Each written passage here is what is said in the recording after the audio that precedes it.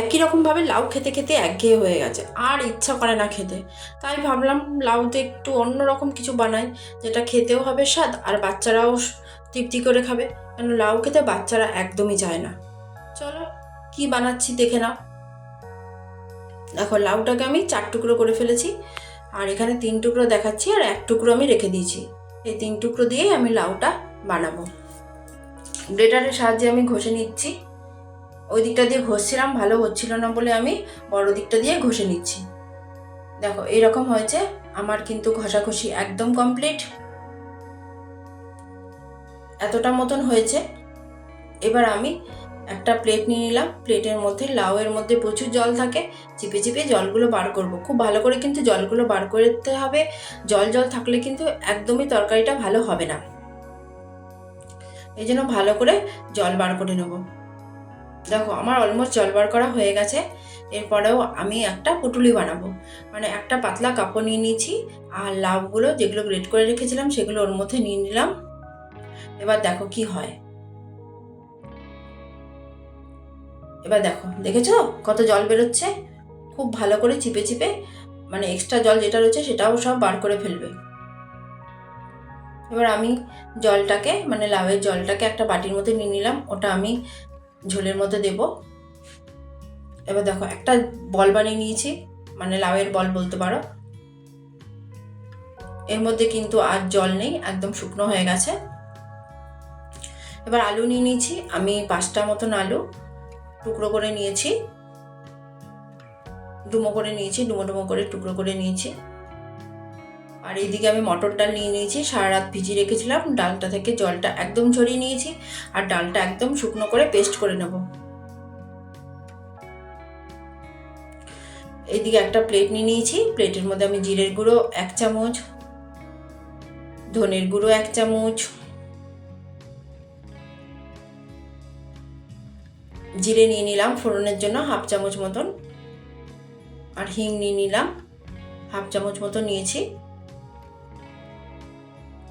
কাশ্মীরি লঙ্কার গুঁড়ো নিয়ে নিলাম 1/2 চামচ, আর কিছু গোটা গরম মশলা আমি ফোড়নের জন্য নিয়ে নিয়েছি। 2টো এলাচ, 2টো লবঙ্গ, আর দেখো একটা দারুচিনি। আরেকটা প্লেটের মধ্যে আমি যে মশলাগুলো বেটে নেবো সেইটাগুলো নিলাম, মানে আদা নিয়ে নিয়েছি, কতগুলো লঙ্কা, ঝালটা তোমরা তোমাদের পছন্দ অনুযায়ী নেবে, আর টমেটো নিয়ে নিলাম। এগুলোকে সব আমি পেস্ট করে নেবো মিক্সিতে। এবার দেখো ডালটা আমার একদম বাটা হয়ে গেছে।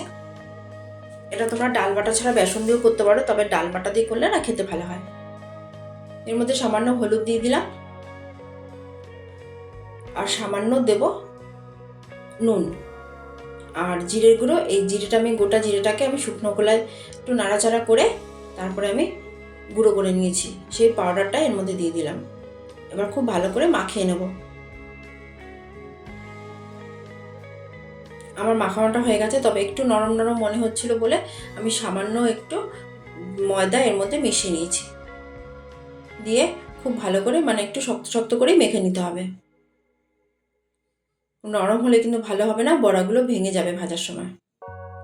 কড়াইতে সাদা তেল গরম করতে দিয়ে দিয়েছি, তেলটা আমার গরম হয়ে গেছে। এবার চারিদিকে একটু ছড়িয়ে দিলাম।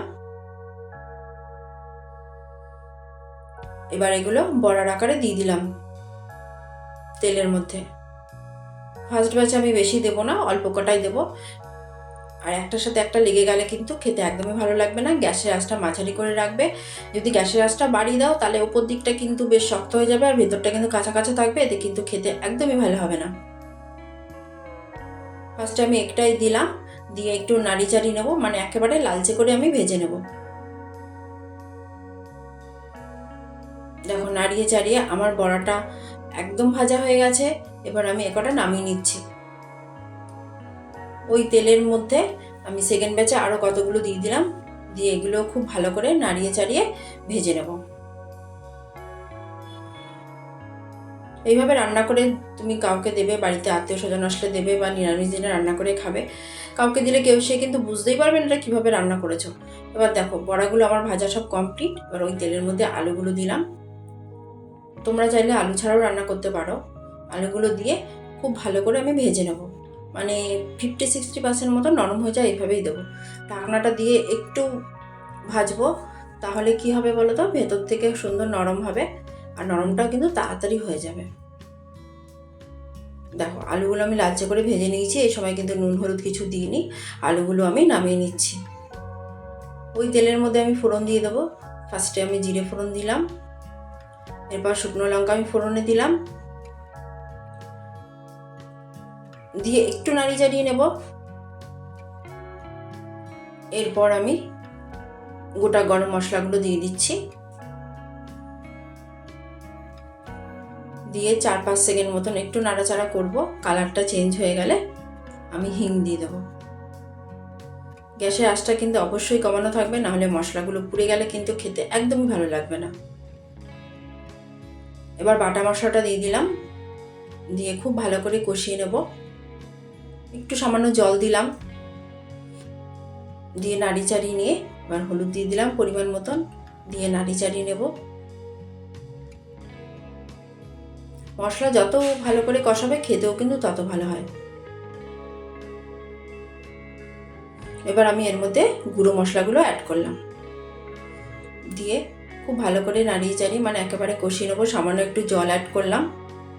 দেখো সাইড দিয়ে কত সুন্দর তেলটা সেপারেট হয়ে যায়, কালারটা দেখেছো কত সুন্দর লাগছে। তোমাদের যদি আমার এই রেসিপিটা ভালো লাগে তাহলে লাইক করবে, সাবস্ক্রাইব করবে, আর অবশ্যই কিন্তু বাড়িতে এইভাবে রান্না করে খাবে। আলু দিয়ে মশলার সাথে ভালো করে মিশিয়ে নিলাম। আমার কিন্তু মশলাটা কষানো একদম রেডি, তাই আলুটাও দিয়ে দিলাম। এবার আমি জল দিয়ে দেবো, একটু বেশি করে জল দেবো, কেন কোপ্তাগুলো এর মধ্যে গেলে কোপ্তাগুলো তো ঝোল খেয়ে নেবে, সেই জন্য জলটা একটু বেশি করে দিলাম। পরিমাণ মতো নুন দিয়ে দেবো, দিয়ে নাড়িয়ে চাড়িয়ে নিলাম। এরপর আমি ঢেকে রাখবো 12-13 মিনিট মতো ঢেকে রাখলেই হবে। আলুগুলো তো আমার আগে থেকেই অর্ধেকের বেশি নরম হয়েছিল। মাঝে মধ্যে কিন্তু ঢাকনাটা সরিয়ে আমি একটু নাড়ি চাড়িয়ে নিয়েছিলাম। দেখো আলুগুলো একদম নরম হয়ে গেছে। এই সময় কিন্তু কোপ্তাগুলো অ্যাড করবে না, তাহলে কিন্তু কোপ্তাগুলো ভেঙে যাবে। এবং আমি এবার ঘি দিলাম,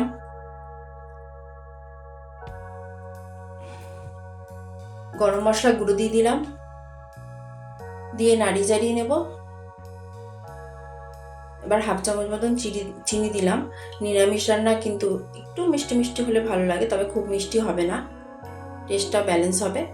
নাড়ি চাড়িয়ে নিচ্ছি। এবার আমি কোপ্তাগুলো দিয়ে দিলাম। কোপ্তাগুলো দেওয়ার পর 3-4 মিনিট পর গ্যাসটা কিন্তু একদম বন্ধ করে দেবে। দেখো আমি ঝোলের সাথে মিশিয়ে নিচ্ছি। আমি এখন গ্যাসটাকে বন্ধ করে দিয়েছি, বন্ধ করে ঢেকে রাখবো। দেখো ঝোলটা কতটা টেনে নিয়েছে। আমার রান্নাটাও কিন্তু কমপ্লিট। তোমরা বাড়িতে অবশ্যই এইভাবে রান্না করে খাবে, খেতে কিন্তু অসাধারণ হয়। এবার একটা প্লেটে আমি সার্ভ করে দেখাচ্ছি। ঠান্ডা হতে হতে ঝোলটা কিন্তু আরও টেনে নেবে, মানে একেবারে ঘন হয়ে যাবে, মাখো মাখো টাইপের ঝোলটা হবে।